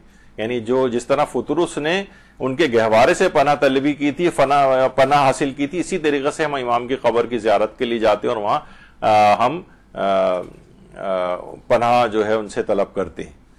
تو بہرحال، اور یہی وجہ ہے کہ آیت اللہ شیخ وحید خراسانی ہیں، انہوں نے بھی یہی والی جو دعا ہے وَآذَا فُطْرُسُ بِمَهْدِهِ فَنَحْنُ عَائِذُونَ بِقَبْرِهِ، تو انہوں نے کہا کہ یہ جو ہے کہ جو دعا کے اندر یہ چیز آئی ہے، تو اب ہمیں یہ دیکھنا چاہیے کہ فطرس نے کیا کچھ پایا تھا امام کے گہوارے میں پناہ حاصل کر کے، اور جو ان کی قبر کی زیارت کے لیے جاتے ہیں وہ کیا کچھ نہ پائیں گے، اب جو بھی زیارت کے لیے وہاں پر جاتا ہے، جب فطرس ان کے صرف ان کے گہوارے سے پناہ حاصل کر کے اتنا کچھ پا لیتا ہے، تو اب ہم دیکھتے ہیں کہ وہ افراد کیا پائیں گے جو کہ امام کے قبر کی زیارت سے پھر پناہ طلبی کرتے ہیں ان کی قبر کے ذریعے۔ یا آیت اللہ شیخ وحید خراسانی نے جملہ استعمال کیا ہے۔ اچھا، اب یہ جو واقعہ فطرس ہے، کیا یہ مجالس اعضاء میں پڑھا جا سکتا ہے؟ آیت اللہ ناصر مکارم شیرازی سے بھی سوال پوچھا گیا، تو انہوں نے یہی کہا کہ کیونکہ کتب معروف کے اندر یہ والی داستان آئی ہے فطرس کی، تو بہرحال ان کتابوں کے حوالے سے یہ مجالس اعضاء کے اندر پڑھا جا سکتا ہے فطرس کا واقعہ۔ تو وہ افراد جو کہ اس پہ اعتراض کرتے ہیں، اس ان واقعات کو نہیں پڑھنا چاہیے، آپ لوگ ضعیف چیزیں کیوں پڑھ رہے ہیں اور فلاں، تو خود مراجع اس بات کی اجازت دے رہے ہیں کہ اس کو پڑھا جانا چاہیے، کتاب کا حوالہ دے دیں اور اس کے بعد آپ آرام سے فطرس کا واقعہ پڑھ سکتی ہیں۔ اچھا، اب یہ جو فطرس کا واقعہ ہے، اس سے ملنے والے پیغامات کون کون سے؟ دیکھیے، پہلا پیغام تو وہی ہے کہ انسان اپنی چیزوں کے اندر اللہ کے احکامات کی بجاوری میں سستی سے کام نہ لے، یعنی یہ نہ ہو کہ جناب وقت تو بھی بہت پڑا ہے، قضا ہونے میں نماز کو دیر سے پڑھ رہے ہیں، اور جناب علی انتظار کرتے رہتے ہیں لوگ، اور بعض اوقات جو آفیسز جانے والے ہیں، یہاں تک میرے علم میں آیا ہے بہت سے افراد سے متعلق کہ آفس میں اپنی نماز نہیں پڑھتے ہیں، بلکہ پوری 5 وقت کی نمازیں گھر آ کر پڑھتے ہیں قضا کرنے کے بعد۔ تو یہ نہیں ہونا چاہیے۔ بہت سے لوگ اپنے حج کو ٹالتے رہتے ہیں کہ حج پہ چلے جائیں گے، اور بہرحال نہیں جا پاتے ہیں وہ لوگ حج پہ، تو دیر تاخیر سے تاخیر ہوتی رہتی، اور بعض اوقات بغیر اس کے ہی دنیا سے چلے جاتے ہیں. تو نمازوں میں تاخیر ہو، حج میں تاخیر ہو، خمس دینے میں تاخیر سے تاخیر کام لیتے رہتے ہیں. یہ دقت کے ساتھ اپنا کیلکولیشن نہیں کرتے، ہاں دے دیں گے دے دیں گے دے دیں گے، اور یہاں تک کہ سالہ سال نکلتے رہتے ہیں. تو فطرس کے واقعے میں ایک پیغام تو یہ بھی ہے کہ انسان اپنی احکامات الہی کی بجاوری میں سستی سے کام نہ لے. اور دوسرا اس میں پیغام یہ ہے کہ فضائل کی جو روایت ابھی آپ نے سن لیا کہ بہرحال اس میں دیکھا آپ نے کتنے اس کے اندر جو ہے وہ پہلو نکل رہے تھے، کتنی عقائد کی بحثیں تھیں، کتنی فہم قرآن کے لحاظ سے تھیں، رجال کی بحثیں تھیں، اور علماء کے اقوال تھے، مفسرین کے اقوال تھے، اور یعنی بہت ساری چیزوں کو آپ نے دیکھا. تو بہرحال اس لحاظ سے فضائل کی روایتیں یا جو اور اس طرح کے واقعات ہوں ان کا ایک دم سے انکار نہیں کرنا چاہیے، بلکہ انکار کریں ہی نہیں، اور علماء کے وہ دیکھیں کہ اس سلسلے میں انہوں نے کیا ایکسپلینیشن اور چیزیں دی ہیں، تاکہ اس طرح کی کبھی چیزیں کراس بنی ہوئی آپ کے پاس آئیں تو آپ فوراً دماغ میں لے کے آئیں کہ یقیناً اس کا کوئی نہ کوئی جواب علماء نے دیا ہوگا. اور کبھی اچھا پھر کیا ہوتا ہے خواتین کا تو لحاظ سے آج کل یہ کہ ایک دوسرے کو فارورڈ کرنے کا سلسلہ ہے، مرد بھی کر رہے ہوتے ہیں، تو ایک غلط انفارمیشن سب میں پھیلتی چلی جاتی ہے، اور ایک بالکل ایک اجماعی سا بن جاتا ہے کہ بھئی یہ تو چیزیں پیش کی نہیں جا سکتی، پکڑ لو ان لوگوں کو، ممبر سے اتارو اور ان کا محاسبہ کرو. یہ کیوں بہت سے لوگ تو دوران تقریر کھڑے ہو جاتے ہیں کہ آپ نے کہاں سے چیز بیان کر دی، اور ایسا تو نہیں ہے. امام خمینی نے اپنے خطاب کے اندر یہ بات کہی ہے کہ وہ افراد یا وہ جوان جو دوران تقریر کھڑے ہو جاتے ہیں اور اعتراض کرتے ہیں، یہ بہت بڑا حملہ مجلس اعضاء کے اوپر ہے. ایسا آپ ہرگز نہ کیا کریں. کیونکہ دیکھیے ایک اور بھی بات ہے، میں نے کسی جگہ پہلے بھی جو کلاسز ہوئی ہیں یہاں پر اس میں بھی یہ بات کہی تھی کہ جو بھی ذاکر بہرحال آتا ہے نا عام طور پہ وہ تیاری کے ساتھ آتا ہے. آپ کی نگاہ میں بعض اوقات نہیں ہوتا. دیکھیے جیسے ابھی ہم نے بہت سارے پہلو اس کے اندر بیان کیے، فطرس کا واقعہ اتنے عرصے سے آپ سنتی آ رہی تھی، لیکن کہاں اتنی زیادہ اس میں قانونی پیچیدگیاں یہ سب ان کے علم میں تھیں. تو بہرحال جو آدمی آ رہا ہوتا ہے اس موضوع پہ خطاب کے لیے وہ مکمل تیاری کے ساتھ آتا ہے. تو ممکن ہے آپ کے علم میں وہ بات نہ ہو جو اس کے پاس ہو. تو یہ جو بیچ میں آپ کھڑے ہو کر اور اس کا ڈینائل شروع کر دیتے ہیں، یہ نہیں کرنا چاہیے. بعد میں جا کے آرام سے اس سے پوچھ لیں کہ بھئی آپ نے کہاں سے پڑھا ہے، کیا کیا ہے واقعہ، تو وہ آپ کو بتا بھی دے گا. اور اگر مطمئن ہو جائیں تو صحیح، نہیں بھی مطمئن ہو جائیں تو اپنی تحقیق جاری رکھیں، لیکن مجلسوں کو خراب نہ کریں. کہ ان افراد کے لیے بھی جو فوراً گریبان سے جا کر پکڑ کے اور ممبر سے اتار کے اور پتہ نہیں کیا کیا اس قسم کے جملے جو استعمال کر رہے ہوتے ہیں. تو فطرس کے بہت سارے پیغامات ہیں اس لحاظ سے. اور بہرحال بہت سی قومیں اس طرح سے فطرس کو انہوں نے، جیسے ایرانی قوم ہے ہماری ماشاءاللہ، انہوں نے فطرس کے نام سے ایک ڈرون بھی بنا لیا ہے اور اس کا نام ہی رکھا ہے فطرس.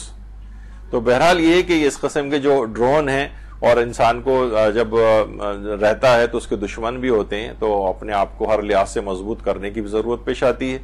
تو اب آپ دیکھیں کہ وہ افراد، وہ قومیں جنہوں نے ان چیزوں سے سبق بھی حاصل کیے ہیں، انہوں نے باقاعدہ اس لحاظ سے ڈرون ٹیکنالوجی اپنی ڈیولپ کی. پوری دنیا تو ان کو کوئی چیز دینے کو تیار نہیں ہے، بلکہ حتیٰ کہ عام جو مسافر طیارے بھی جو ہیں ان تک کے پرزے دینے کو تیار نہیں ہیں لوگ ان کو. تو انہوں نے خود سے اپنی ٹیکنالوجی ڈیولپ کی، اور فطرس سے کہ اس کے بالوں پر کٹ گئے تھے لیکن امام حسین سے توسل اس نے کیا اور دوبارہ اس کے بالوں پر آئے. تو انہوں نے اس سے ہی ایک طاقت پکڑی کہ ہمیں بھی اپنے آپ کو مضبوط ہونے کی، امام حسین سے متوسل ہو کر. اور بہرحال اس طرح سے انہوں نے ایک ڈرون بنایا. درود بھیجیے محمد علیہ.